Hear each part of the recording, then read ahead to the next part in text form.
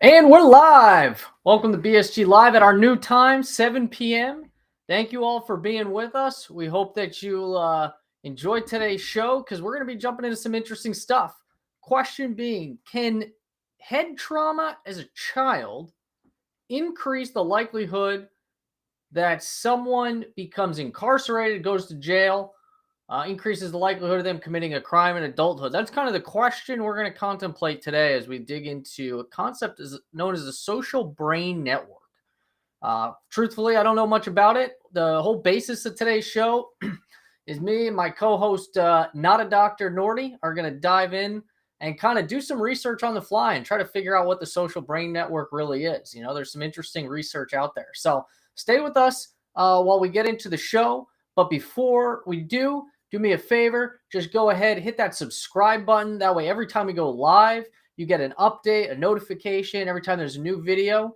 And with that, let's go ahead and bring in Josh. Welcome to the show. How you doing?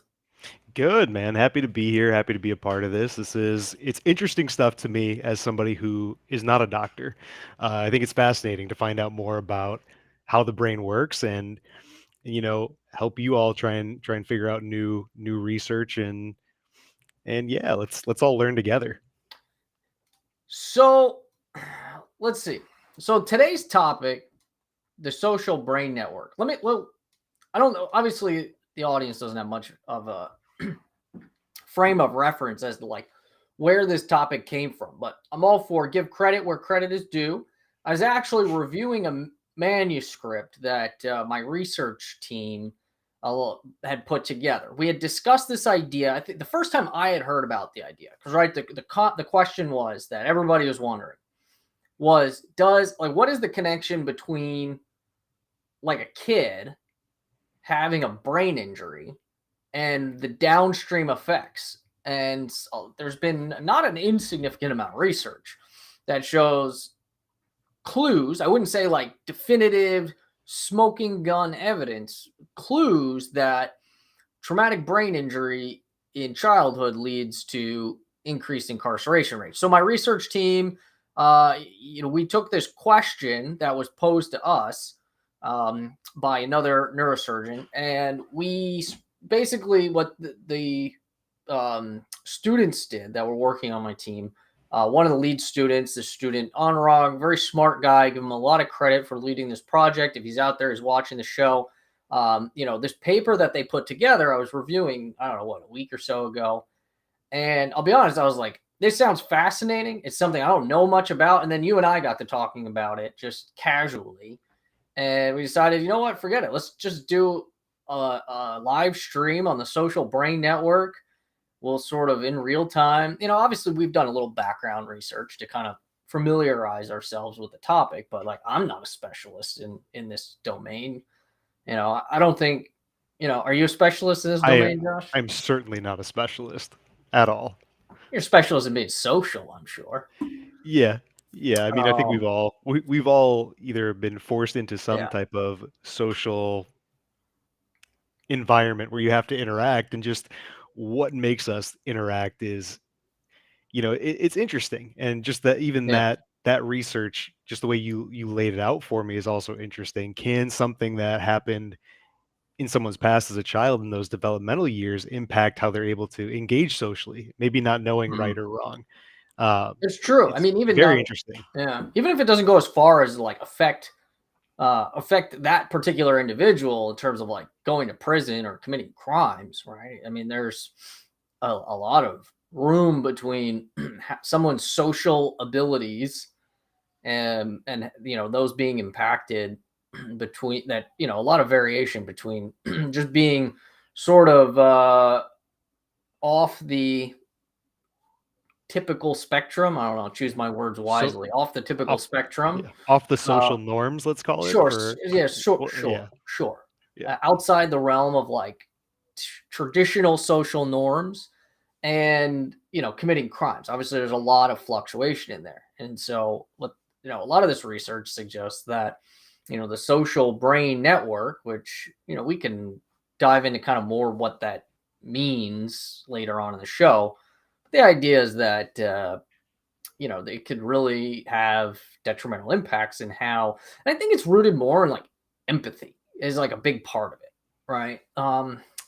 Theory, what do they call it? Theory of mind or something like that, I think is how they traditionally refer to it. Like, how does it's like this? I mean, obviously, like impossible to really prove this in anything other than humans, right? But the idea is like humans are unique and that we have like a theory of mind. Like, I can, as a socially evolved individual, I don't know, maybe my wife would disagree with that tag, but probably some of my friends that I spent time on deployments in my early 20s with might disagree that I'm socially evolved, but let's, for all intents and purposes, presume I'm socially evolved. The thing that makes us supposedly unique is that I have the ability to sort of infer how you feel about a situation, right? Like, I assume you've been in work situations or whatever, where you can just like tell like something's not going right. Yeah, I, you can pick up on the environment, the ability yeah. to pick up on things that, you know, like you said, empathize, like be able to like, oh, I can put myself Hmm. in that situation, and I could assume how one would feel given the circumstances. That's something that's unique to humans. Hmm. And what happens when you possibly take that out from somebody? And and Yeah. some of the stuff I was reading that you had sent me is it's not all, you know, carved out by DNA or um, things that may or may not have happened, right? Like an injury, but how do some of those things affect us? Not only just our genetic tendencies, our environment growing up, but what happens if something does happen to the brain, like an injury, let's say a Hmm. concussion, a bad fall, maybe even like a spinal injury of some kind, what impact is that having on our ability to do these normal social functions, for lack of a better term? Yeah. I mean, it's an interesting article I was reading Mhm. this afternoon, because obviously we're kind of prepping for. Let me see if I can pull it up here. Is this the right article? Yeah. So obviously, I mean, this is not like truthfully, I don't really know what this organization or website is. So I'm really pulling it up more because it's an interesting story. Yeah. Presumably, whether the story is made up or not, it's like still something worth considering. There's a guy, 21-year-old Marshall Taylor. I don't know if I pronounced that right, but so this guy was supposedly in prison, reading, very engrossed in like reading on business and marketing, really motivated to turn his prison into an educational institution, per his words. Very connected, sort of socially engaged in the prison environment, entrepreneurial minded. I mean, they're painting a picture of kind of how this guy is, right? Basically, let's where were we? So he had. This is where they say he had high hopes for reestablishing his life after incarceration. Despite his studying, his talent, support from his friends, he fell back into survival skills to cope with the difficulties of reintegrate. So this guy gets out of prison on Mhm. parole, and for seemingly, based on the picture they're painting, unexplainable reasons, at least initially, this gentleman falls back into crime of some sort, ends up back in prison. What did he do? He robbed a Papa John's, Okay. and Was that the basically, original or was that the secondary one? Does it say? I'm oh, curious. this is the crime. Yeah. Is that crime what he did after he got Yeah, out, yeah. Oh, or sorry. I know I'm kind of skimming through the yeah. story, but yeah, Uh, basically, he gets out of prison. He had like a business partner, very entrepreneurial. He's trying to like get his life back together, but it was hard. He sort of fell into these, like survival skill mentality that they are describing, and then basically robs at Papa John's. As you would Okay. think, like for a guy who's like getting his life back together, second chance, like why are you robbing a Papa John's? I mean, even if I mean, I guess you'd have to be like starving. That's like a survival reason why, but I'm gonna go ahead and assume that this guy's probably not like this pizza is not the difference between this guy living or dying, but it lands him back in prison. Um, they obviously paint this picture. He started having like diffuse like psychiatric changes. He had suicidal ideations, needed mental health treatment, but it ended up enrolled in a pilot study by the Brain Injury Alliance of Colorado. So kind of interesting. And basically, they showed he had past head traumas and his cognitive functioning was basically on par with a 10-year-old. Okay. So a lot of these like cognitive testing batteries that we've talked about in the past with Dr. Sachs, they sort of basically say he was performing at like a 10-year-old level. And I thought this was a really interesting quote. And then we'll kind of leave the article at this. I learned that I'm stuck, like psychologically frozen in time. I was a highly educated, mentally ill parolee with a traumatic brain injury and didn't even know it. And so that's, this reading these stories, I think is what prompted a lot of the questioning about like what's going on here, And that's what I would love to get your take on. Just that statement alone, right? So he had a brain injury of some kind that essentially Mhm. stunted his brain development from, I assume, a chemical, some type of brain juice was halted from a young age and I'm almost sure it's not locked that him simple, but in that ability to yeah. learn and grow, and the cognitive functioning, being able to pick up on maybe some of the more social norms, not being able to distinguish a survival skill versus something that's morally wrong, Hmm. right? In this case, is that kind of what this is painting that picture Uh, of from? well, I mean, think about basically, I'll be honest, I'm not a Mm, neuropsychologist. yeah. I don't know exactly what their cognitive testing is. However, fun fact for the audience out there, by the way, before I get into this, for everyone in the audience, just go ahead and give us a wave, a hi, tell us you're out there. If you got questions, leave them in the chat. We're happy to answer them. There's really no definitive direction that tonight's conversation has to go in. We'll take it in. I mean, obviously, we're kind of have our curiosities and questions, but any questions you have, we can dive into them. Just leave them in the chat for us. We can see whether your chat is on YouTube, LinkedIn, Twitch, whatever platform you're watching the stream on. We'll catch your chat and we'll definitely answer your questions. Please join the conversation. But so on that note, though, for the audience, where the other thing I was going to say was that Dr. Sachs really loved being on the stream. She had a great experience. Thinks the topics are really interesting, so we're going to have her back. Hopefully in I think January or February, maybe we'll find some time. Sharif Elaine, welcome to the show. Hi to you. How are you doing today? Thanks for joining us. If you got questions, leave them in the chat for us. But anyway, Dr. Sachs will be back next year. I think she wants to talk about specifically like cognitive testing, if I'm recalling her text correctly. So we'll get more into like what these tests actually look like. But my understanding, they basically said like you function cognitively at about the level of a 10-year-old, right? So if you tell a 10-year-old not to steal a piece of candy, like, do we fault the 10-year-old when they basically swipe a piece of candy? I mean, not really. Kind of just slap them on the wrist and say, like, learn your lesson. You expect them cognitively develop and learn that that's unacceptable behavior in society. However, when you take a 20-something-year-old with traumatic brain injury who's kind of stuck in that mentality,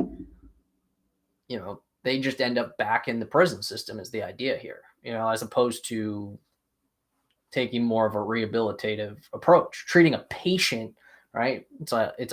You're saying they have an injury, they're sick, they need to be treated as a patient, but we're treating them as a prisoner. At least that's the Right. idea.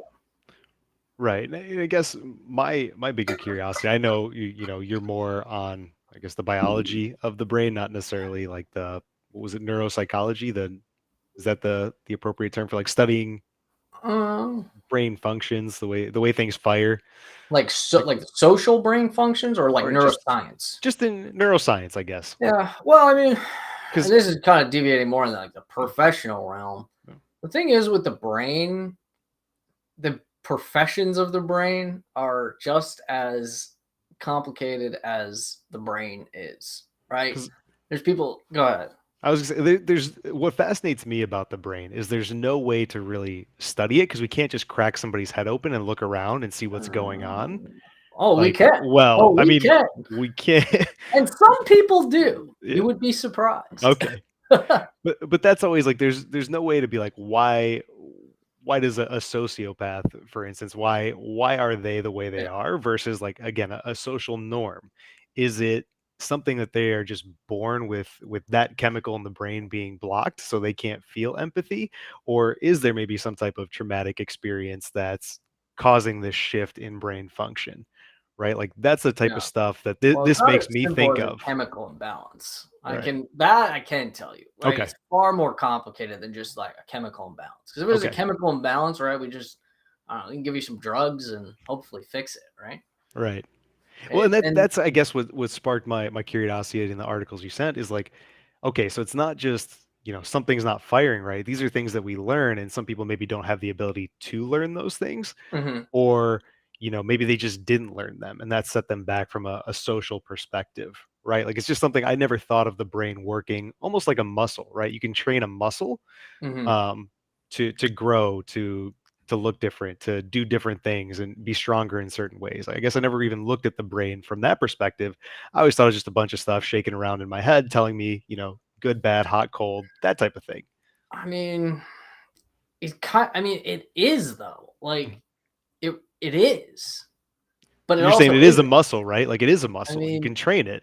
there are some things where it's like it's literally like the function is literally that simple. It's just like this thing that's like yes, no, Right. like you, I Some remember are, but we I guess there's so many different parts even too, well right? yeah, Like, and and that's that's the other exactly part it. of it. It's Yeah. so multifaceted and multi-layered where you're like, okay, are we talking about like you've mentioned like a chemical problem? Is this like an anatomical problem? Like when you say anatomical problem, like can you point to that part of the brain and be like, that's it That's right it. there? And some things you can, Mhm, right? And that's where you get into like stroke syndromes, mhm. right? Like one of the ways like we started learning about like what parts of the brain did before we had like fancy MRIs and all this stuff was stroke patients, right? They'd have a stroke. And when I say stroke, for anybody who's not a doctor, although most people probably generally know what we're talking about, when we say stroke, right? The traditional meaning of the word stroke is referring to an ischemic stroke. Ischemic meaning no oxygen, right? So a blood vessel gets clogged with a blood clot, or some other rare things can cause blockages of blood vessels that are not just blood clots. But by and large, when we're talking about ischemic strokes, we're talking about blood clots, blocks blood flow to a very specific part of the brain.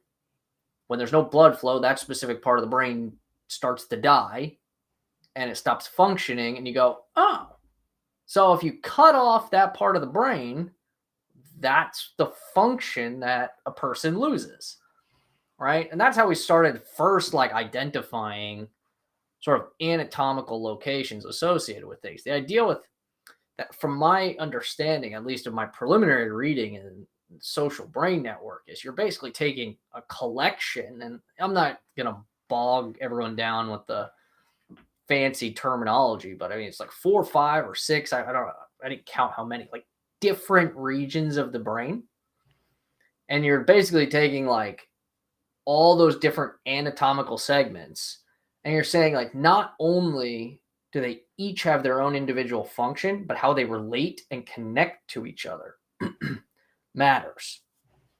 So disruption to basically anything, like if you think about it, like this is like amazingly balanced system, right? It's balanced anatomically, it's balanced in how all these components are connected, and it's balanced chemically.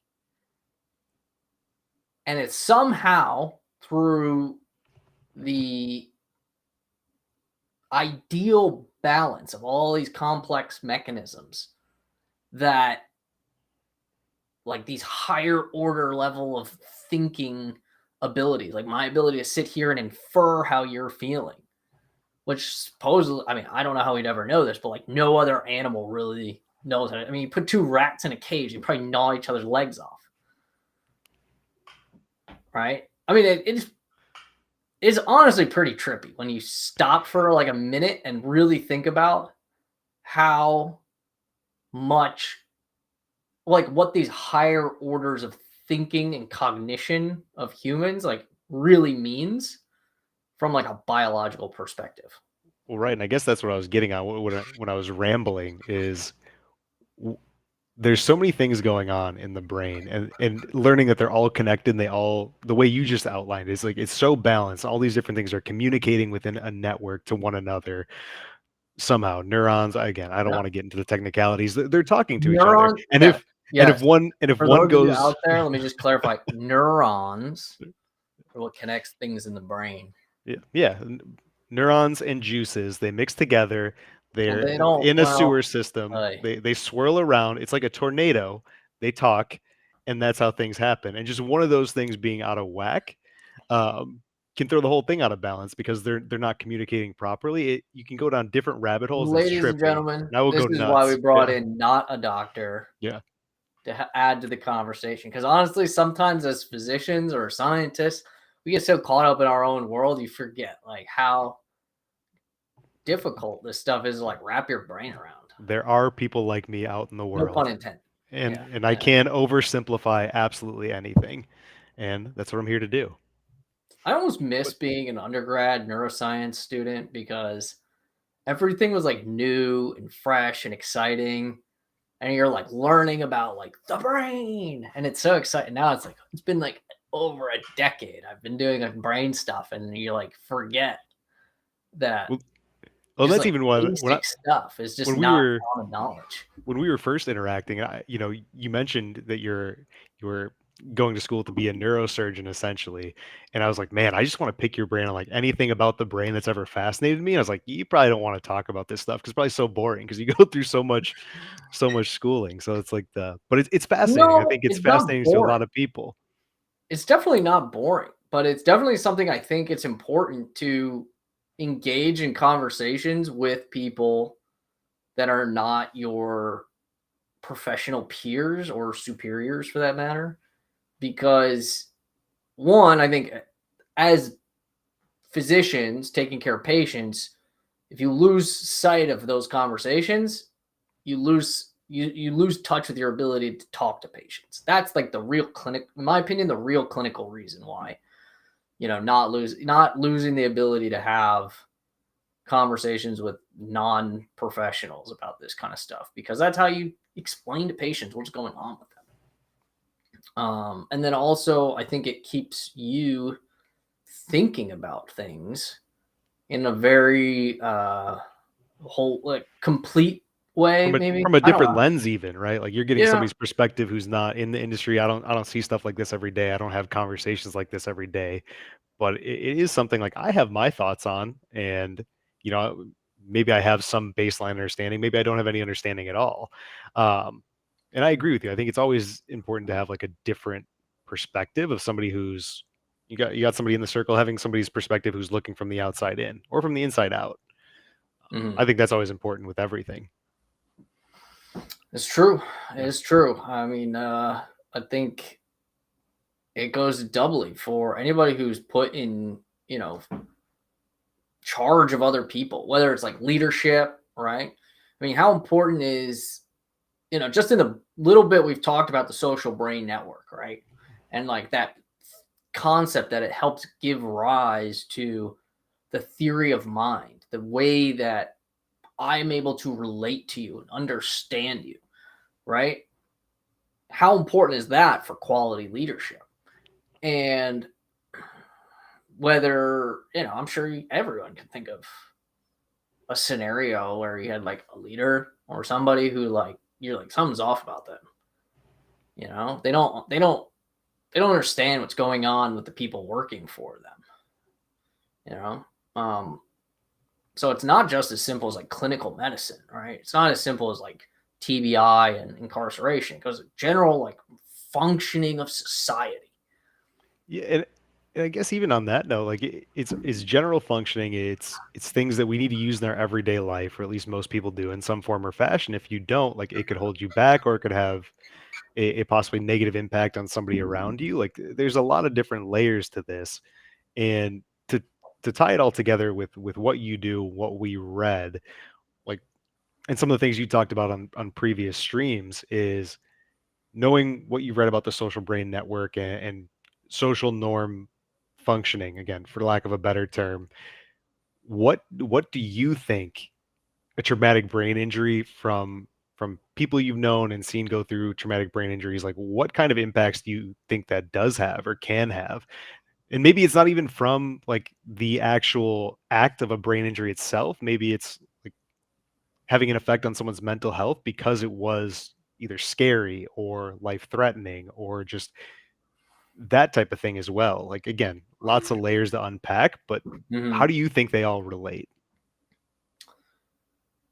I think as I've been digging more into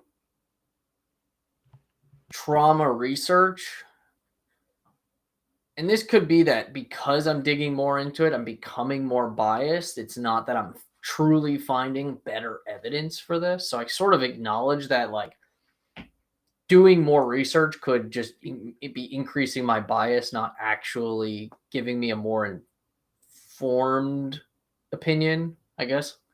Be very cautious in how I approach it, the topic, but I think there's probably a lot more biological explanation for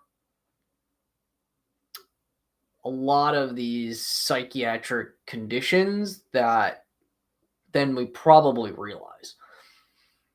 And I think probably And like when you say a oh, biological reason, do you mean somebody's pre-wired, or do you think something's happening that's causing a biological difference? something well, that's a good question actually. I think like something is biologically damaged. Okay. Like I don't the question is were they born with that damage or not? If I had to guess, I think there's probably more people that have, and again, keyword guess. This is like total like pie in the sky guessing. Probably more people have like mild, undetected, very, very subtle, like smoldering traumatic brain injuries throughout childhood, sports injuries, this, that. You say smoldering, you mean it starts small and then possibly like gets worse over time, like Well, it's like or just lingers? small. I mean, there's the second injury phenomenon, which Mhm. we've discussed a couple times on the stream. So, if you've had a prior injury, the likelihood of you having a subsequent, like the severity of the second injury is likely to be higher. Mhm. So, I think that it's possible that like chronic, repeated traumatic brain injuries could lead to, obviously you get like CTE patients that, presumably like lifetime of playing in the NFL leads to not just dementia and motor issues, it's causing like psych issues. But, Mhm. can people with like like very minor undetected traumatic brain injury from sports or whatever the case is, I mean, heck, falling as a kid, the 1-year-old daughter hits her head every day. Now, I think there's a part of me that believes as humans we've uh, developed over the years, I mean, to be resistant to that type of thing, normal behavior like that. But I don't know. There's a part of me that thinks like you take a little tiny injuries, add them up over a lifetime, and something equates to biological disruption, right? Disruption of their normal trajectory. Okay. So an outside force, not necessarily something that was internal to begin with. Yeah, Or not yeah, even yeah, yeah. like Exactly, okay. exactly. Like small environmental factors are leading to small biological changes, Mhm. right? And over time, those biological injuries, insults, whatever you want to call them, lead to these probably more psychiatric conditions than we might realize.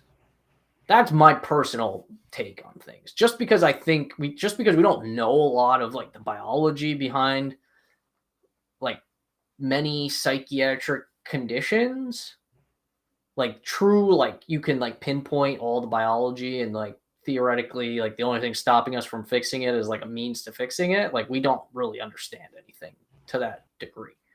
We have treatments and we have the ability to help some things and other things not as much. But I think it would be hard to really say like there's anything we truly understand, like exactly how we got here from point A to point B, and we can fix it. In the psych part of the brain Yeah. world, obviously, there's other brain issues like tumors and things like that where we Yeah. can just go in, take them out, and that's it. The physical things, like the things you can physically see and Yeah, have a medical approach to, like those ones are, I guess, a little easier to point like, hey, this is causing a bad thing to happen, yeah, versus the psych side of things. Like you're prone to what people tell you that they're feeling, and trying to yeah, gauge it based on that. Like, and that's, again, it comes back to, like, that's what fascinates me. Like, what makes people tick, and are there outside factors that can influence that? Um, yeah. I mean, it's a lot. There's a lot of things, especially when you work clinically in the neuro world. People come in with a lot of things that they think are wrong with them. And some things you can explain great. You're like, boom, there's a tumor right there. It explains all your symptoms except this one thing, right? And honestly, it's not uncommon to be like, oh, I don't know. They're crazy. I don't know. Like, the term crazy is not thrown around infrequently in the neuro world because in many ways it's our way of saying like we don't know. I think that there's probably more explanation than I think we probably are missing more explanation than we realize we are missing. well, and that's definitely how it feels from, again, my perspective. Not a doctor, not an expert. It feels like there's just so much we don't know and we can't explain about the human brain and why things fire the way they do and what makes people who they are. Um, to a deeper level. And again, I think it's fascinating. And I hope there's a day where there's enough research to be like, we can take a look inside someone's brain and explain why maybe bad people do bad things, or, Mm, you that know, would or be certain mental health issues like that. who was telling me Yeah. about that?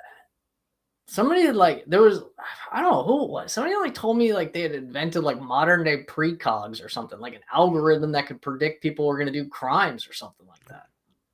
Oh, I feel like I read Did an you article tell me? about that. I don't think I told you, but I think I've heard in articles like, what, so we're just gonna lock people up, Yeah. Oh at yeah. birth? The This algorithm baby has dictates the you brain of might a have. criminal. We lock them Yeah. up right now.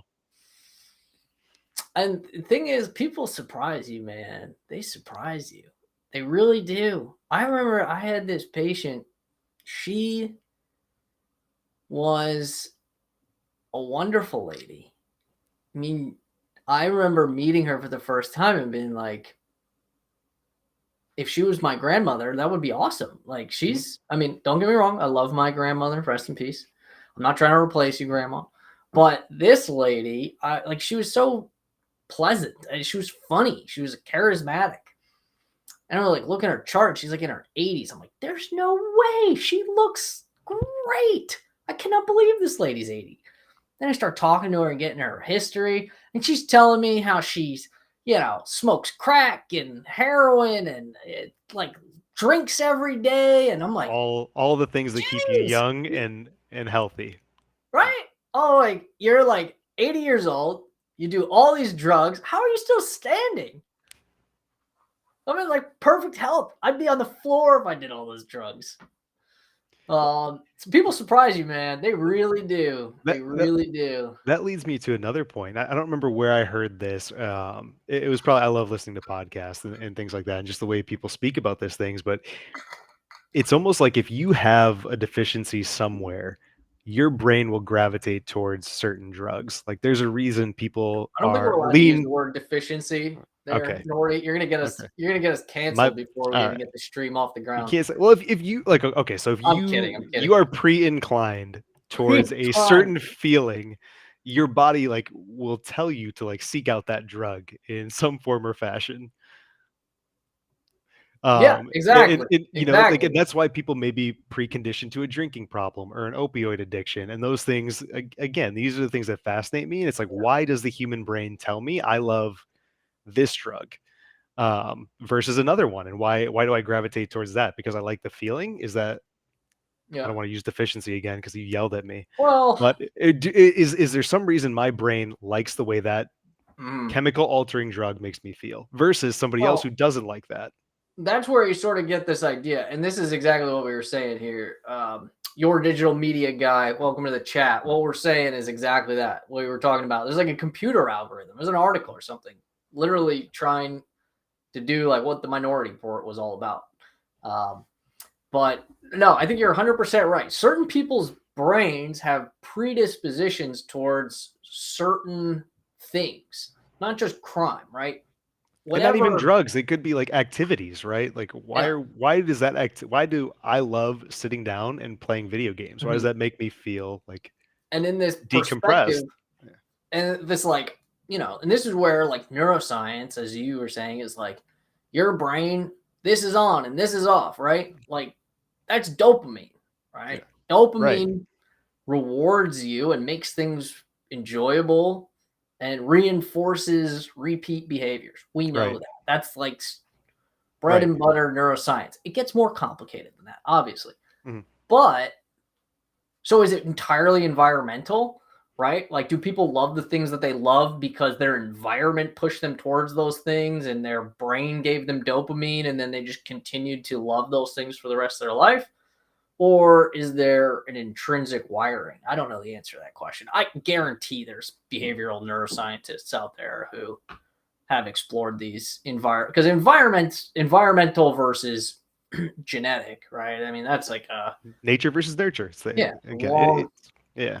It's going to long be span. debated forever, and I think it's a healthy mix of both. But that has always fascinated me: is why do certain people gravitate towards a specific drug of choice or no drug of choice? Because all of them make them feel terrible. Like you Yeah. know, brain juices. There's different brain juices. I don't. Well, yeah. I don't think your brain really only has like one juice, and I would call that CSF, not brain juice. But that's a I different. mean, says But you. Maybe I might have a couple juices in my brain. You know, or you have no juice in your brain, there's a and good that's chance of the both. problem. Yeah, This is interesting, actually. Let's look at some CDC yeah. statistics real quick. But before we do that, we'll just take a quick pause. Everyone, welcome to the stream. We're talking about the social brain network, concept that, frankly, neither of the two of us really know anything about. We're just sort of looking at some resources, trying to kind of piece it together with our, my background and Josh's enthusiasm. We're just kind of figuring it out. But so far, what we've largely surmised is, social brain network is a collection of different parts of the brain, right? Different pieces of anatomy wired together, functioning together, and it's sort of this harmonious function of these different parts of the brain that lead to this higher order of thinking, that, at least in the scientific literature, is referred to as a theory of mind, the ability for an individual to look at another individual and infer how they feel. Like, we've all been in that conversation where we're talking to someone and maybe you say something that's a little controversial, and you could like see the demeanor on their face change, and inside their head they're like, oh, screw this person, they're you know whatever, different political views than me. We're not going to get into left versus right politics on this stream.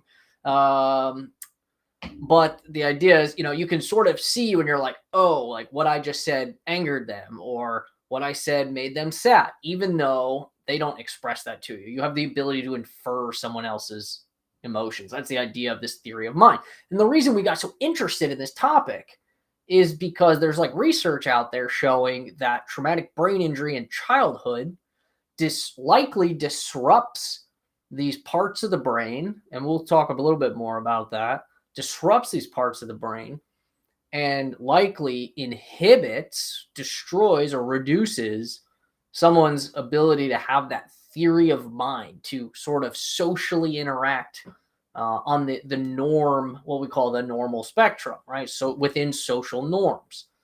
And when that is disrupted, presumably the research is saying like it increases the likelihood somebody does something that lands them in prison as an adult. And that's why we kind of get interested in this topic.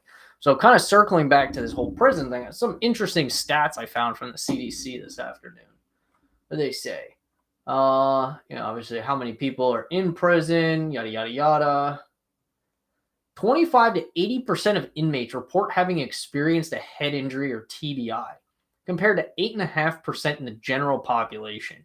Now, at face value, I will say I don't know that you can just take this statement at face value.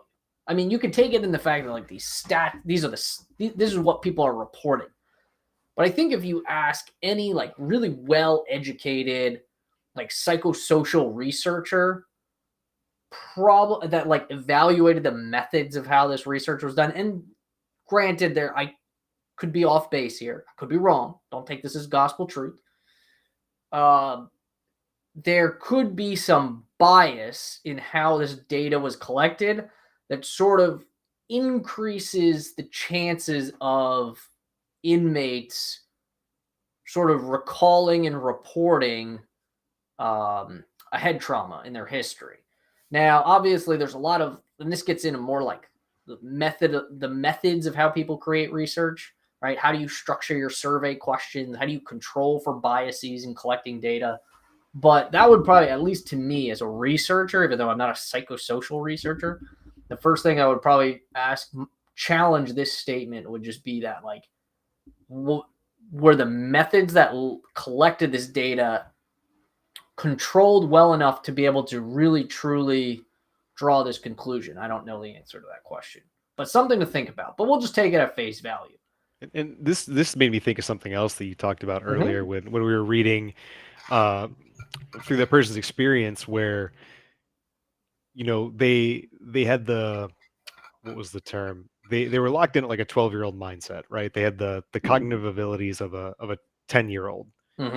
And what that made me think of was the fact that, so he had that going into prison, let's presume that, and he was working to better himself and then eventually reintegrate himself into society and use his time wisely while in prison, which is what the prison system is designed to do. You serve your time, you get put back into the population, you reinsert yourself into normal human life. And I feel like, and this is just me saying things, I have no research to back it up at this given time, but a lot of people end up in this cycle that they're talking about, where it's this revolving door, which I think the article said, of going back into prison. And is that because they don't have the ability to learn from that point on? Like, it sparks that question as well. And I think that's what makes this whole thing interesting. And if so, is there a way to help them rehabilitate if that's known as well? Yeah, I don't know the answer to your second question. I think the second question, that's right, like that's like that's the golden ticket that could change people's lives, right? Like, Right. if we know that somebody has a deficiency and doesn't have the ability to reestablish social norms, is there a way that we can help They have an them injury. so they don't repeat this, and they're stuck in this vicious cycle of go to prison, get out, repeat whatever you did before, and go back in, and I don't want to use the term a life being wasted, but there's a lot of lives that could be being affected negatively by this. Yeah. I mean, think about it this way, right? Let's say you've got somebody that commits a crime, they're going to be sent to prison, and then they scan their head and they find a giant tumor in their frontal lobe, right? As we can it's a lot easier to sort of look at that and say, like, oh, well, they have a tumor in the part of their brain that very, like, even honestly, even if it wasn't in a part of the brain that made sense, I guarantee a halfway decent lawyer could use a tumor in an unrelated part of the brain to even still justify, like, oh, this was an unwell patient who is not acting in a way that is, like, it's not their fault, basically, right? Even though, like, sure, you take a patient with a tumor in their frontal lobe, they have like decreased inhibition, right? The frontal lobe, the frontal part of your brain, that a big part of that is like when you're in Manhattan, right? Where everyone, or in your case, Chicago, right? Where everyone is, you get on a subway, it's packed. just based on statistics alone, we all know that, I don't know, like 90% of the people on that subway train are probably, very committed Democrats, right? Our frontal lobe is the thing that tells somebody, don't go screaming, you know, hail Trump on that subway, right? Like, you have inhibition. Even if you feel that way, you still think You about. you know the difference between what's socially acceptable and you don't. Exactly, Or right? You have yeah, inhibition. You can think to right. yourself, this isn't such a great idea. Oh, I'm getting flagged by Carlos because we have a weird frame up. I guess because I didn't stop the screen share. We can go back to the regular stream here because we kind of got off. Oh, we'll go back to the stream share, the screen share in a second. But yeah, like, your frontal lobe of your brain is a big part of that ability to have, like, inhibition in your speech, right? Like, you wake up and your wife leans in to give you a kiss and her breath stinks or her hair's a mess, right? You don't be like, oh gosh, what's wrong with you, right?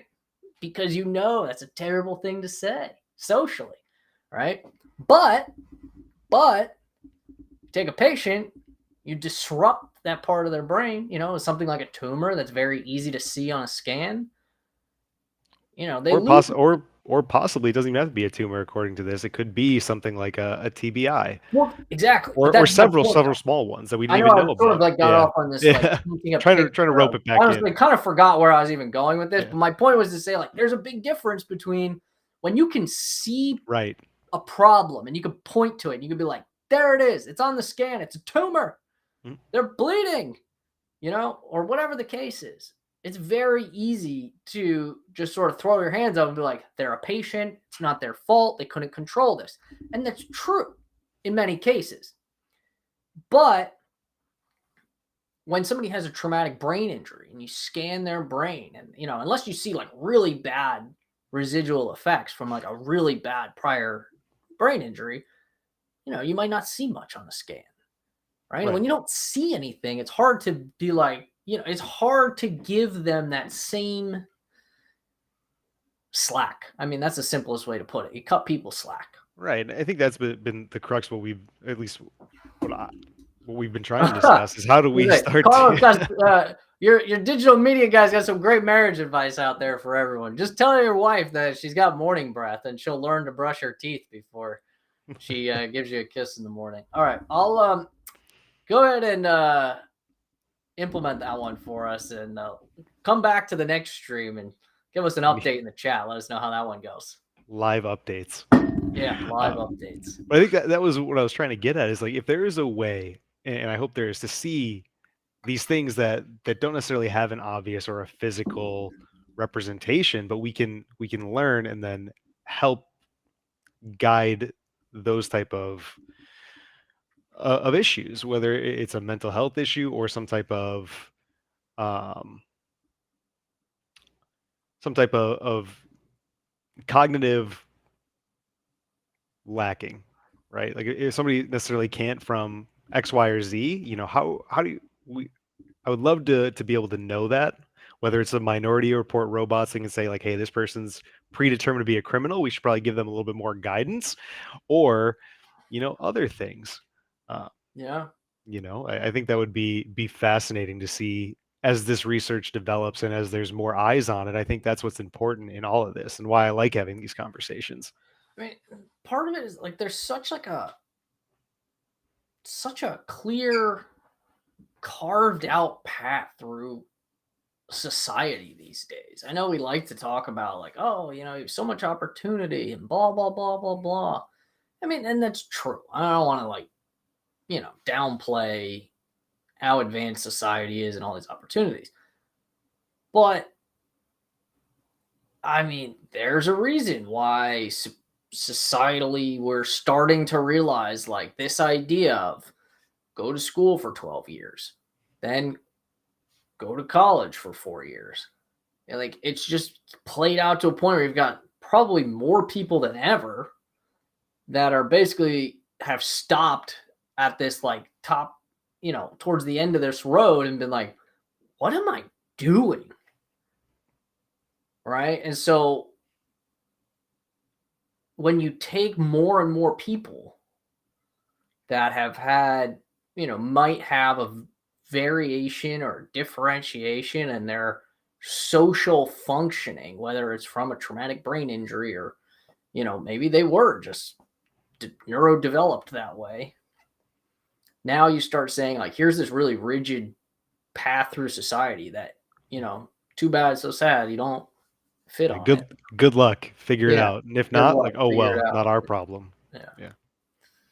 So let's get back into the stats maybe a little bit. Yeah, Let's see. let's What dig were we deeper looking into about? that. We Incarceration stats, 25 to 87%, which is a drastically different number. Yeah. So clearly TBI is being reported very high in prison populations.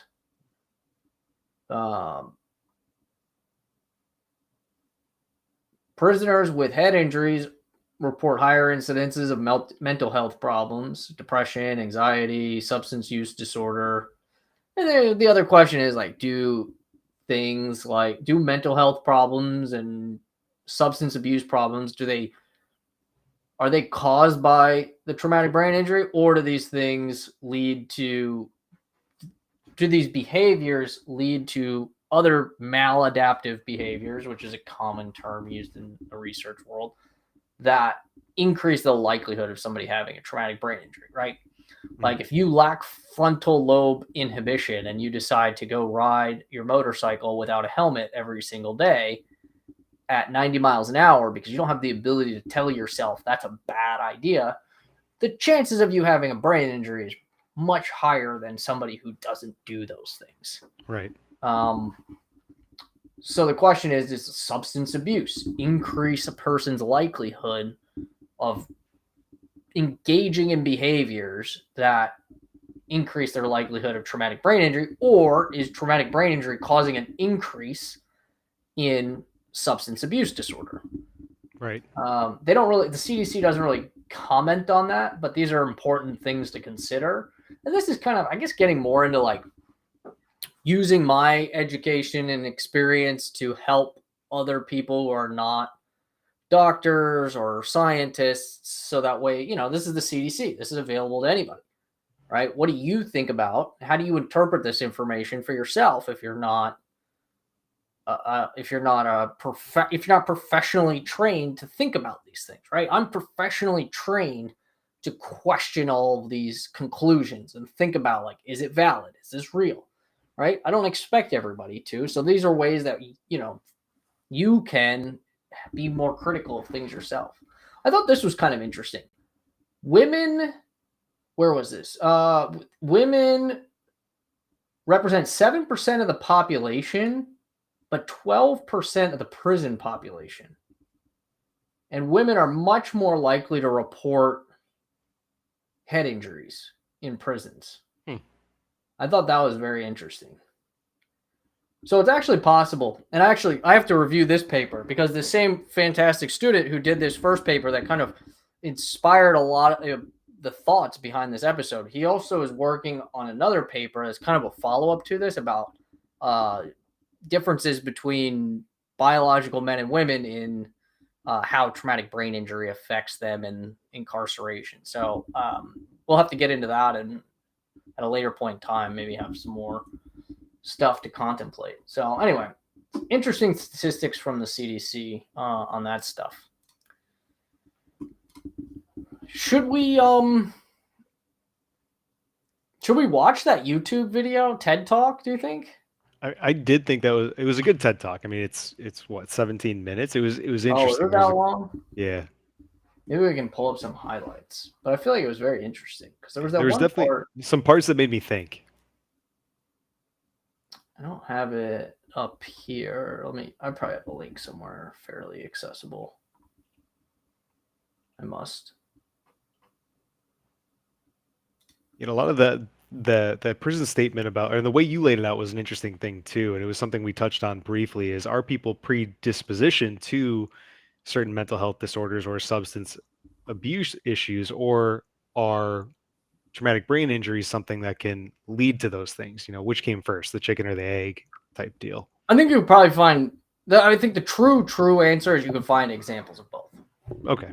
I don't think it's one or the other. And that makes sense, right? And is it maybe like your predisposition for one, but a traumatic brain injury could cause it to shift? Or, I don't think a traumatic brain injury is gonna cause me to just want to go start doing meth on the streets. I just don't think that's the way it works. You would But be maybe, surprised. yeah, but maybe. You would be surprised. In my limited experience clinically, right? I don't claim to be an expert. I have not been doing this for ever, I've been doing it long enough where I've got a good enough sense where I feel like I can hold a conversation about what I've seen a little bit. The variation of like how people, the spectrum people are on with different traumatic brain injuries and how they respond, wildly different. What do you think that is? Do you think it is like smaller ones leading up to a bigger one that makes it worse, or do you think it's? Do you have any way to quantify it whatsoever? Because it's impossible to put your finger on any one thing. I think that even just looking at how complex the social brain network is, right? I mean, we can get into some more nerdy stuff real quick before we pull up this video. That way you can just see for yourself. Here, I'll pull up Anurag's paper.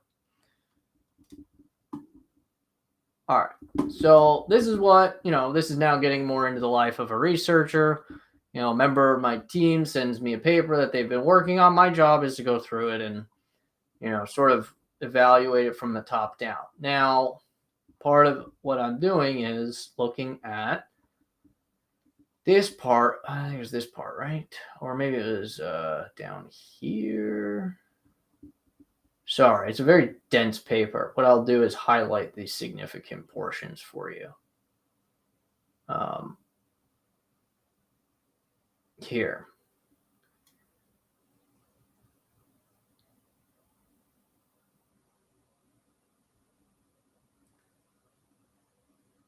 Okay.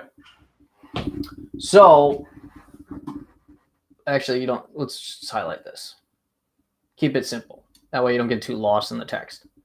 So the social brain networks composed of the superior temporal sulcus, abbreviated as the STS, temporal pole, medial prefrontal cortex, frontal pole, orbital frontal cortex, anterior insula, amygdala, fusiform gyre. Well, how many are we at? 1, 2, 3, 4, 5, 6, 7, 8, 9, 10, 11.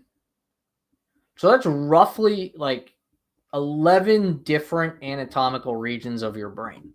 I don't think any of those are real words. They are real words. And if you talk to who I believe to be one of the most brilliant physicians I ever had the pleasure of training with, Dr. Ali Mebodi, he could probably tell you the Latin root of every single one of those words and where it was defined. He is a phenomenal anatomist. That goes far beyond what my brain can comprehend on a social network level. I am not anywhere near a complete anatomist of the brain. I can. Well, I didn't mean to cut you off. I was just saying. I can function. We'll just leave it at that. I can function. Even I look through this and I'm like, okay. Like I can understand it, but I don't. Like even to me, I have to sit down and like really look at a map and figure out like what does all this really truly mean. The reality is, we 11 different functions of the components of the brain. And it's not just the components, it's how are they all wired together, right? Because it's not like point A goes to point B, goes to point C to D to E. It's not like it's just this linear network. Right.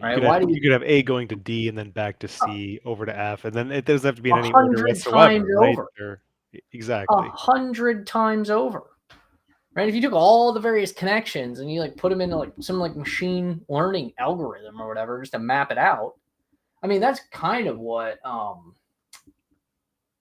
what do they call it? Tractography, I think, is basically. I'll show you. I mean, obviously, tractography. Truthfully, I don't really.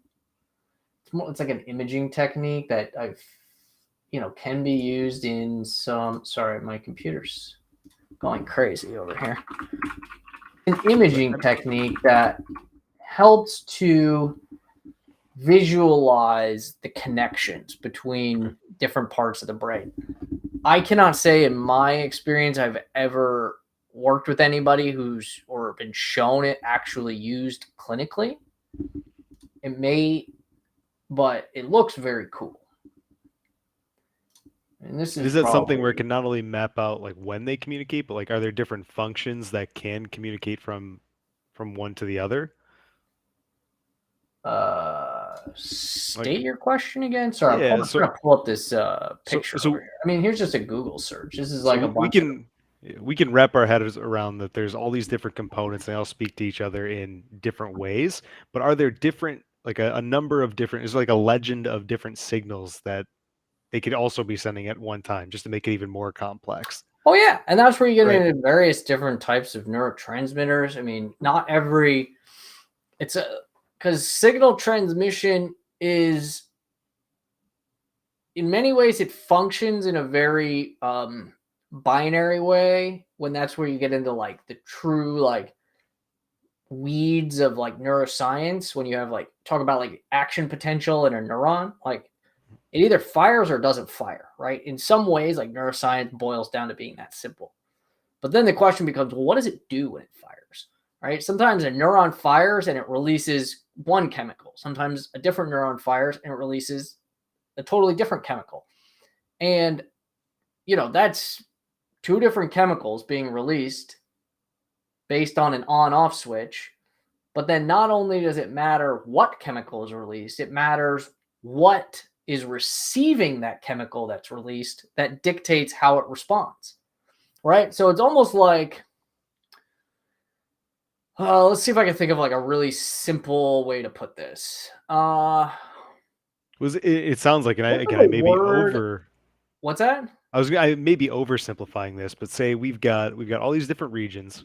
We'll call them A through whatever, and then they've got this other set of chemicals, 1 through whatever.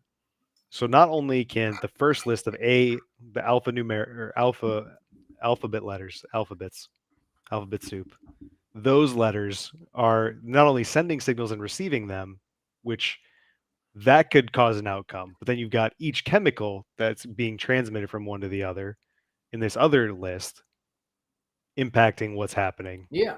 And not even that, like it may not even be Sure. just one of these, it may be multiple that are Yeah. interacting I mean, together to cause a completely different outcome. Right? Thousands of different signals are being sent constantly. Like the example I was trying to think of is like, I'm trying to think of like a word that is the same in two different languages but has different meanings.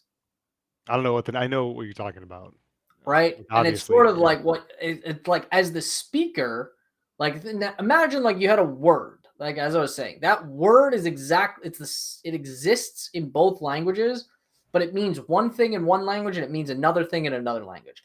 Me as a speaker, if I'm the neuron that like releases that word out into the world, right? You receive that word, it means one thing to you. A different person who speaks another language receives the same word, it means something different to them. So now you take that factor into the thing that now you've got hundreds of, or maybe not hundreds, but you've got tons of different words that are being sent out into the world. Those words mean different things to different receivers depending on what language that receiver is speaking. And then you talk like thousands of neurons, and then from overall bundle of neurons, like, so that's what we're looking at here, right? These are like tracks of like bundles of neurons, right? And now imagine you've got 11 different locations all around a brain. You've got these tracks of neurons, these white matter tracks connecting all those different parts of the brain, right? And it's not just as like, oh, if any of those 11 parts of the brain get damaged, you could have a problem. It's like damage any of the connections between there and you could have a problem. Like there's a lot of, when you have a complex system, there's a lot of places for things to go wrong. Yeah. And it's very common, we do know this, it's very common for white matter tracts to be injured in traumatic brain injury. The acceleration component of traumatic brain injury causes injury to these connection parts of the brain. And so we know that obviously the connections are important between all the components of the social brain network. We know that trauma can disrupt those networks. And then we have kind of population data that shows us that the rate of childhood traumatic brain injury is generally higher among people who are incarcerated. So I think that there's a growing and compelling body of evidence that yes, childhood traumatic brain injury affects the social brain network is just one of many different aspects of the brain, but it is an important one because if you disrupt someone's ability to perform these social behaviors that are necessary for society to function, right, they tend to become outliers. People who perform behaviors that are maladaptive or not accepted by the norms of society. I mean, at the end of the day, that's what crime is. If you totally flipped society on its head and you said people who perform crime are acceptable members of society and people who don't belong in prison, we would live in a very different society, right? But you've just fundamentally changed the social norms. So, I don't know. Stuff to think about. No, it's a good way to put it. Good way to put it. Good way to frame, what it is we're talking about. And I do want to touch on something you said there, that there's evidence that brain injuries from childhood can sever the connectors, right? Or not sever, they can damage, Yeah. right? The transmitters. There's different degrees of connections, yeah. Okay. Or different degrees of injury that can happen along those connections. But yeah, that's the simple explanation. And that would, again, from what we've talked today and learning more about this, it makes sense. I can now connect the dots from how a traumatic brain injury can sever that, I'm going to call it a muscle, right? That muscle may no longer exist for somebody, so Yeah, they can't strengthen it over time and learn these social norms, and therefore they're put in a position. That's probably the part that's less known. Like, Right. What's our ability to rehabilitate that muscle? That I don't know. And that would probably be a great question for someone like Dr. Sachs. Yeah, it's maybe not even just let's assume that it can't be rehabilitated, right? Like you can't grow that muscle back for whatever reason. What do you start doing then? What do you do with these people in society? Not even like how can you help someone that doesn't have the ability to re-strengthen that muscle? Well, it's another thing to just think about. Therapy is, there's a lot of things I think you can. My mom would be very proud of this answer, but I think you could look at behavioral modification therapy, right? And that's the whole basis of, well, maybe not the whole basis, and I should be careful how I word this because my mother could literally be sitting at home just shaking her head. I have no idea what she actually even does for work every day. But my understanding, right? Children on the autism spectrum that have behaviors that make it difficult for them to function in what we call the neurotypical society, they need to teach behaviors that allow them to function in society with creating less problematic interactions. There's obviously people have a lot of different thoughts about, autism spectrum disorder and, where it fits in society. My point is not to get into any of that. My point is to say that there are ways where you can create behavioral training regimens to help people have more societal typical behaviors that become and it becomes almost trained into the individual, right? So versus their brain learning how to pick up on those things is almost like teaching like a new set of rules again, It's or teaching like a like hardwired that. behavior Yeah. as opposed to a higher order of cognition that says Okay. my body wants to do this thing, but I know society says that that's bad, so I'm going to do something else. Mhm. It's like teaching an individual to have like the behavior, it becomes like their knee-jerk reaction. Right? Like, for example, So what makes being able? Okay, yeah, go ahead. simple example.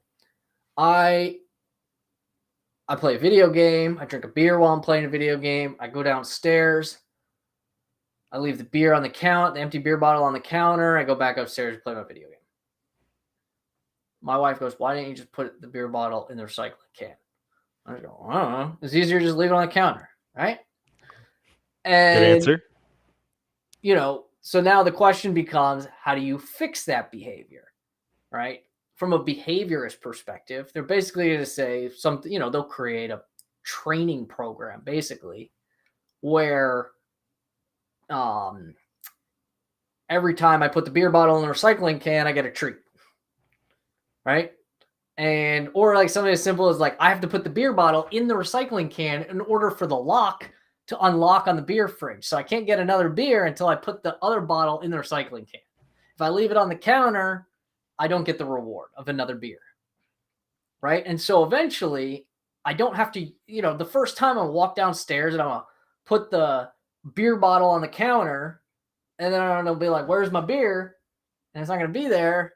And I don't go cognitively, I'm like, "Oh, right, I'm supposed to put the beer in the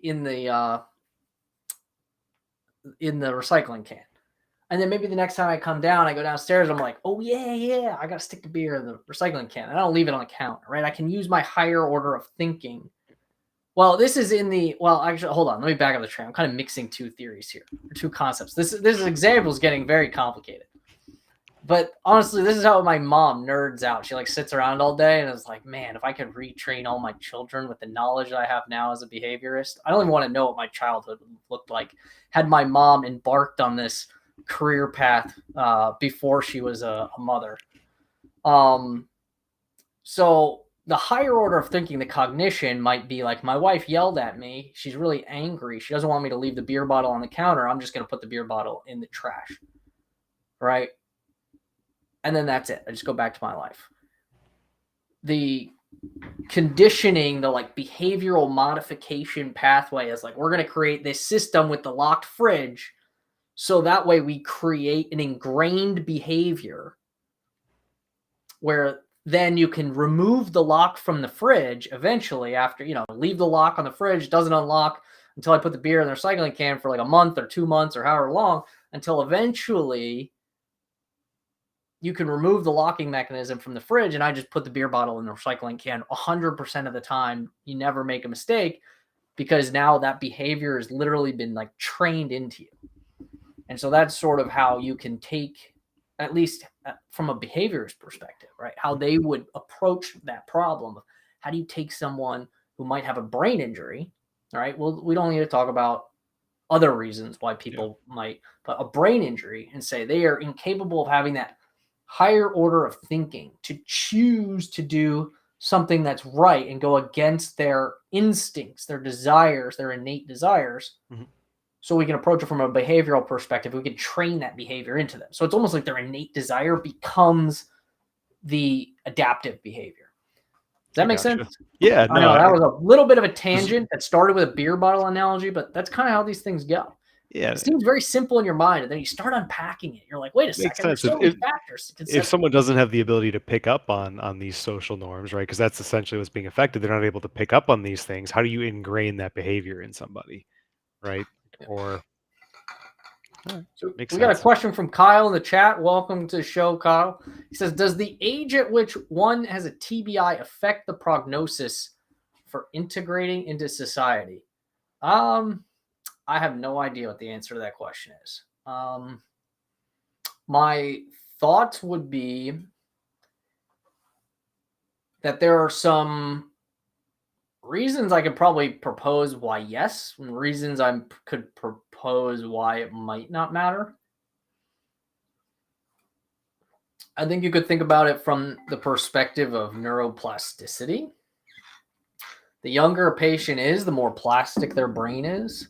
And so if you disrupt these things at a younger age, perhaps, keyword perhaps, because I don't know, I'm kind of postulating, their brain might increase their ability to adapt and rewire and not suffer social as severe social consequences. Right? That's why you have like a young kid, and these are the words of my cousin John. Oh, neurosurgery on young kids is easy. Just take an ice cream scoop out of whatever's causing the problem. All right, obviously he's being facetious, but his point is, kids' brains heal and rewire so well that yes, there are plenty of kids that have long-lasting problems from brain injuries, absolutely, but there's a lot of relative to an adult, the ability for their brain to fix itself is much, much better. So that would be my reasoning, my possible reason why younger age of injury might confer a better prognosis. Then the other question, the other option or point of view to look at would be, well, at a younger age, neurodevelopment is more active. It's more, the impact, sort of like if you start with a crack in the foundation, the likelihood of the house falling over in the first time it floods in its adulthood could be higher. I don't know which, there could be components of both that contribute to the reality. I don't think it's one or the other, but those are the two ways I would at least think about the answer to that question. You got any input on that, Josh?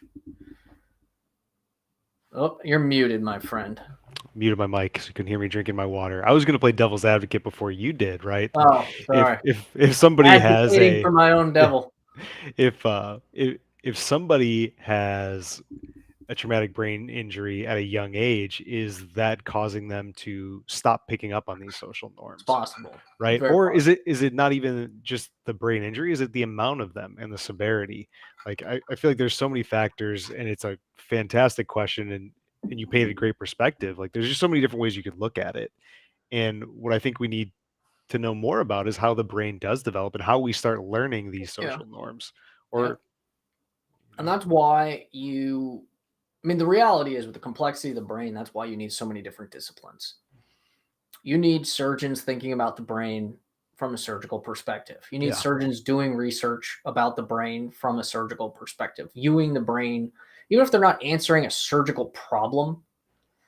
Thinking about the brain the way that a surgeon thinks about the brain is different than thinking about the brain in the way that a neurologist thinks about the brain, and how a neurologist doing brain research would approach research. And that's different from the way that a psychologist thinks about the brain and would approach the brain doing brain research. And I know this is kind of like mushy gushy, like, oh, we need a big collaborative environment. The reality is that's true. It just is. No one's gonna start the perfect lab and just discover how the brain works. It takes hundreds of labs, multiple disciplines, and probably centuries of research. And how many, this is a good learning experience for me, how many different branches are there in the world of neuroscience? Like we got neurosurgeons, I forgot what other ones you said already. Your Neurologists, like people how many different ones are there in this field for people that are interested? You've got just in your world of like basic research, people who are solely researchers.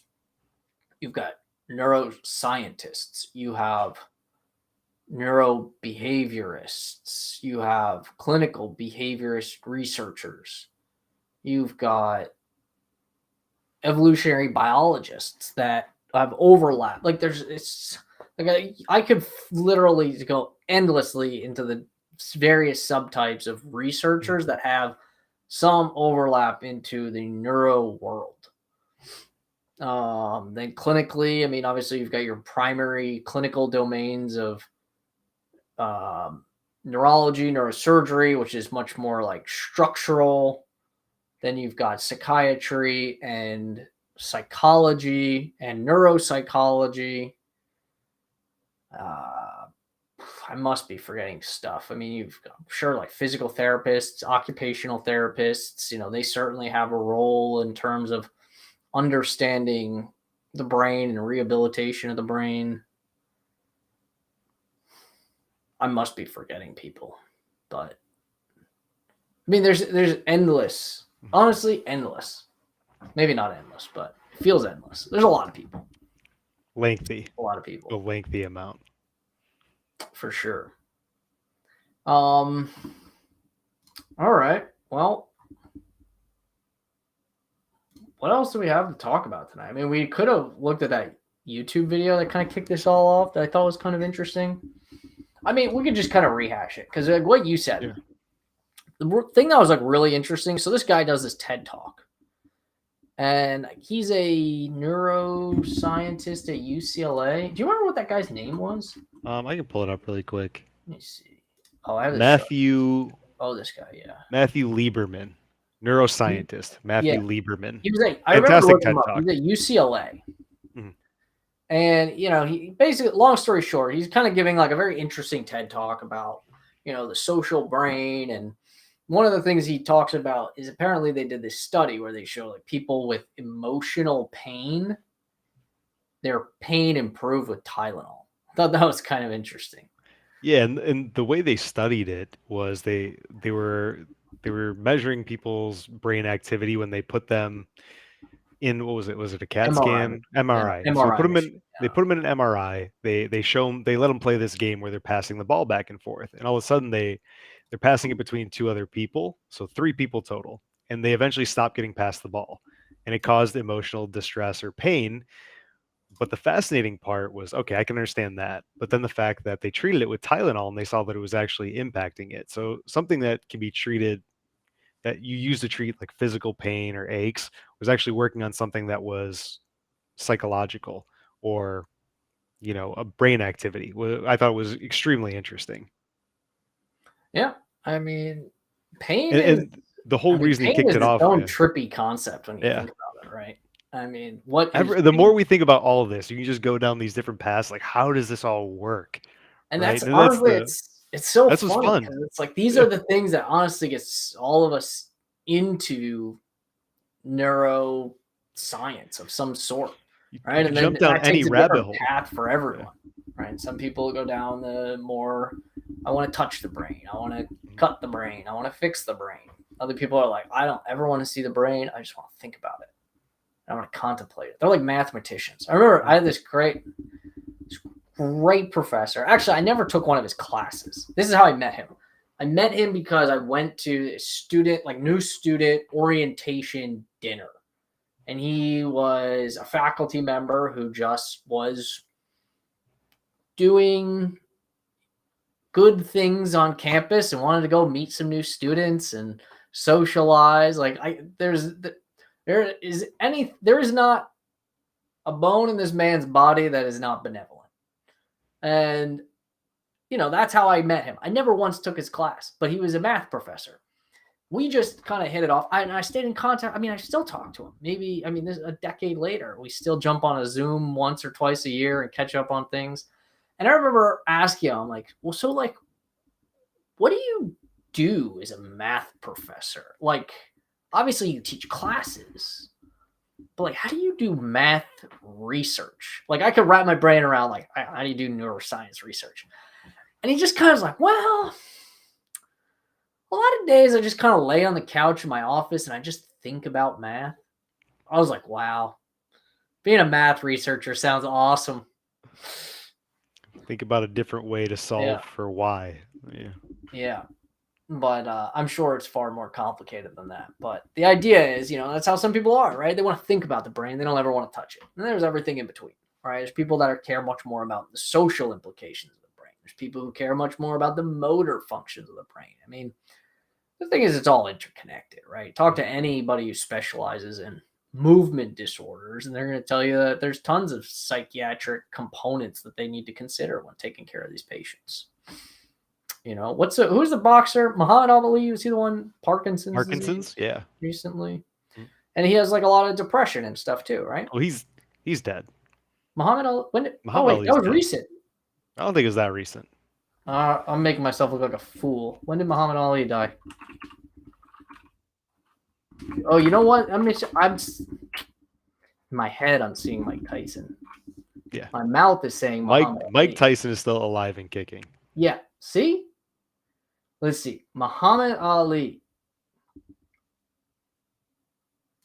Now I'm going to pull up some Wikipedia. Muhammad Ali. He died in 2016. That was not that long ago. That's long enough ago. It wasn't You're making me feel like I'm so stupid. I didn't know this guy died in like the I just 90s. said it wasn't that recent. I mean, if You acted like it was yesterday, and like we should all be very sad that this just happened. No. I mean, but like within this decade, not that off my rocker. All right. I mean, don't get me wrong. I don't exactly consider myself like a great surveyor of pop culture. I'm a little busy digging through research articles, but fair enough. I was saying, yeah. My point was like it was within like recent memory. I remember hearing about this, but initially when I said Muhammad Ali, I was thinking Mike Tyson. Mike Tyson's also got some stuff going on, I think. I don't think all them screws are too tight up there. What's fascinating about him is he's opening up about it now, and he's a very nice man who he does a podcast now, doesn't he? Yeah, Hotboxing, I've seen clips of it, but I haven't actually watched any of his like full podcasts. Well, that leads me. We were going to talk about Parkinson's with Muhammad Ali, right? And how that could have. I assume you were going to mention that how that could have possibly been impacted by his boxing career, right? Taking repeated blows to the head. No matter how. Where was I reading about? I do so much reading for all these different episodes. I'm trying to think if it was for this episode or not. Or I think it was for the next episode. Or what's the next one we're doing on Thursday? Is that the biomarkers in TBI? I think on Thursday. Pulling it up. No, actually, that was. I don't remember either. Bottom line is, or actually, no, it was this testing for brain trauma. No. Hold on. I'm like way out in left field right now. We're getting way scatterbrained now. This is the good stuff. All right. Was that? I said this is the good stuff. We're getting way scatterbrained now. Yeah. No, this paper I was reading. This is where I was reading. It was in this paper I've been reviewing. So the shearing of neurons that occurs with traumatic brain injury, right? The shearing of these connections. Basically, what they see is and this is kind of more of a hypothesis. Hypothesis meaning like it's a proposed explanation. There's some surrounding evidence to suggest that it's likely, but we don't have like definitive proof this is exactly how things work. But the idea is that this destruction of neural connections from traumatic brain injury is leading to a buildup of what we call tau protein. Tau collects and forms these neurofibrillary tangles, which is most traditionally associated with Alzheimer's disease, right? Because we look at all these like post-mortem samples of patients with Alzheimer's disease after they've died, and histologically, when you actually like look at the brain tissue, you can see all these collections of, I don't know, the simplest way to put it, junk in the brain. I mean, that's kind of the simplest way to put it. Fun side story. When my first year in medical school, we were doing this like small group type learning thing where, it was like a group of like 10 of us or whatever. Everybody kind of has to like give a little mini presentation. And it's a way they make like they're trying to make learning like more interactive. I actually forget what they were even called. They had like a very distinct name. I'm sure there's probably a Weill Cornell student in the chat that can remind me of what these little student-led teaching groups were in your first year of med school, unless they've changed the name and they don't exist. And now I'm just an old fart who so far out of medical school, they've discontinued that form of learning already. But I had to give a presentation on the mechanisms of Alzheimer's disease, at least what we knew about it at the time. And actually, hold on. I might be confusing two different things here. Long story short, don't hold me to this. It may not have been an Alzheimer's disease presentation. See, now I'm getting way off topic here. We're like way off in left field. Long story short, I was giving this presentation about like how prions function. And a prion is basically like, it's like a messed up protein in your brain, but what makes it really messed up is that it can basically cause like normal proteins to like change shape to match it. So it's like a cookie. It's a cookie cutter. I don't know the best way to explain it. Like, imagine, you ever know those like snap bracelets from like the 90s? You know what I'm talking about? Oh, yeah. Like, imagine something like that, right? And imagine like a normal protein is like a straight snap bracelet. And then you have this prion, which is like the same protein, except it's been like snapped and it's like curled up. Now imagine that protein's like floating its way along in a cell and like runs into all these good proteins and just causes them all to like snap into this messed up position, which is not like a typical thing in biology. It's like a totally abnormal process that causes a whole lot of problems. And that's like the gist of, so basically you're converting all these good proteins into bad proteins, right? And then when all these bad proteins build up in your body, right, it causes like collections and like kills the cell, and you end up with like neurodegeneration. And, you know, that's the simple gist of it. You know, you can have like prion diseases, but there's also some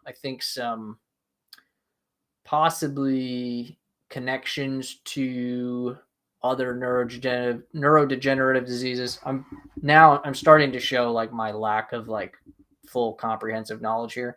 Also, my recollection of these things these many years later of like what I was giving a presentation on. It may have been not Alzheimer's disease related at all. I may have been giving like a presentation on like CJD or something. I don't remember. Anyway, I put this whole presentation together about how prions work. And I was like, imagine you've got a cell and you've got all these normal proteins, but then one prion shows up. And I put like this picture of my face like on the middle of the PowerPoint slide. And I was like, and the prion converts every other good protein into a prion. And I flip to the next PowerPoint slide. It's just my face everywhere. And anyway, so yeah, that's that totally off-topic story. Good memory from medical school. Because honestly, it was one of those things like for years later, people would come up to me and be like, I'm still laughing about your presentation during our first week of medical school. Like, oh, thanks. I'm glad I made an impression doing something in my medical career. Got to make a name somewhere. Here, digital media guy says, keep your prion the prize. All right, I will keep my pry on the prize. So, where were we? Oh, yeah. We were talking about Muhammad Ali and Parkinson's. And then yes. I don't know how we got on this story. I don't know. The point is, brain stuff's cool, and we just brain stuff is cool. Whatever we can talk about. So anyway, Muhammad Ali, Parkinson's, brain trauma, shears these connections in the brain, causes buildup of tau in the brain. Tau, kind of similar to like, it's not the same, but similar to prions, right? It just sort of like builds up, junks up the system, and then starts killing off neurons. And bada bing, bada boom, you get neurodegenerative disease. What they have found, or they are finding, is that there's good evidence that traumatic brain injury and the shearing of neurons in traumatic brain injury is causing buildup of tau and neurofibrillary tangles that previously we'd only really associated with like Alzheimer's disease. And, you know, it's become more prevalent and, you know, more findings in like Parkinson's disease and we're finding a lot of interconnections between all these different neurodegenerative diseases where while they clinically present differently, and they do have different biological mechanisms, but there's a lot more. Point is, there's a lot more similarities than we think.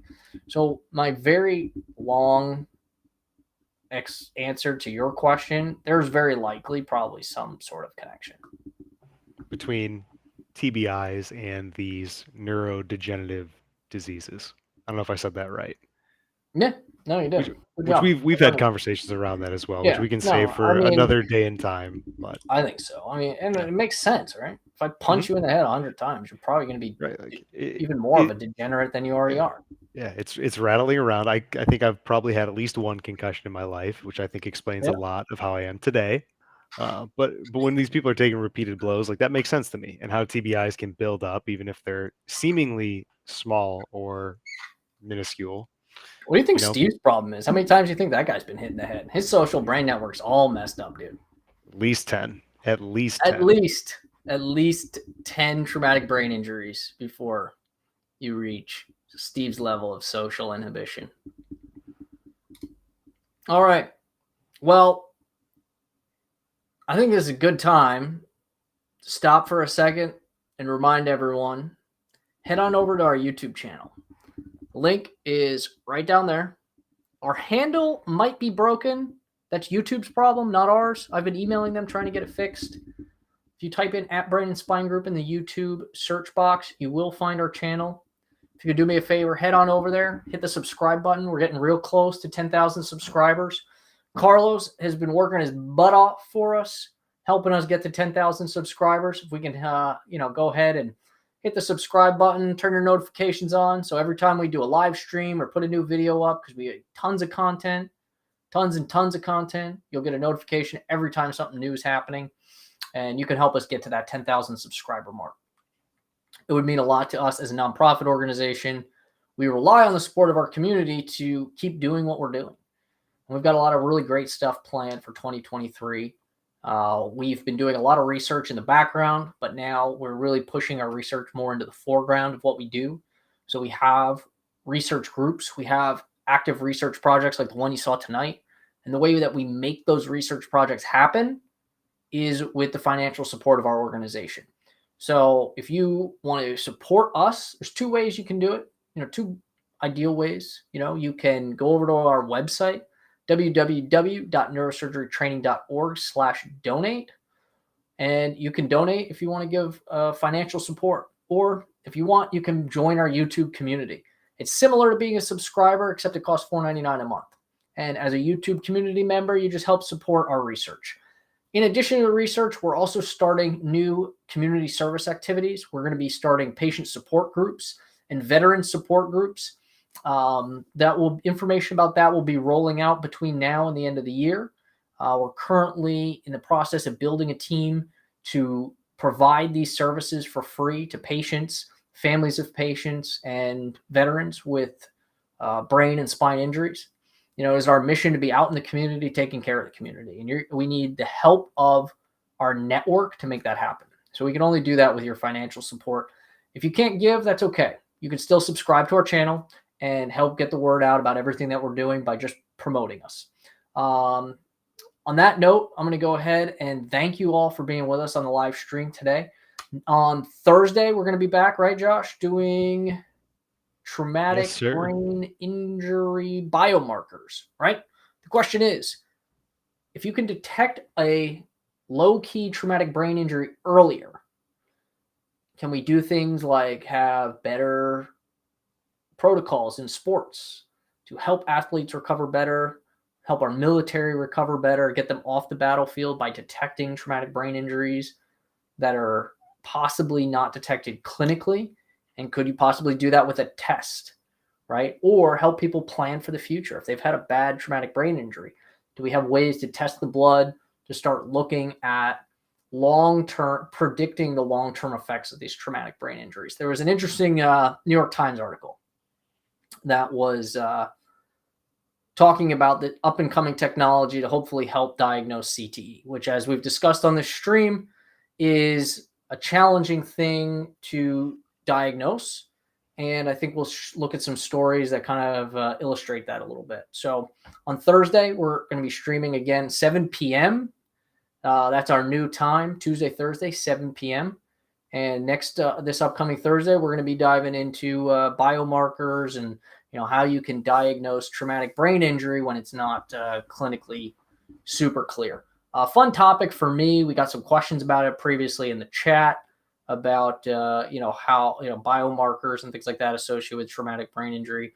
So we'll have fun with that stream. Josh, who is not a doctor, will be back because we love his questions, and that's what we want this stream to be all about. We want to engage in conversation between all realms, and not a Dr. Norty here is going to help keep the conversation focused in a way that is always relatable to the community out there, because if you can't even understand what we're saying, then we're missing the mark. And we're here for all of you, right? We're not here for, while we do tons of professional education, don't get me wrong, we're not moving away from that mission. In fact, all our professional education is growing going into the new year.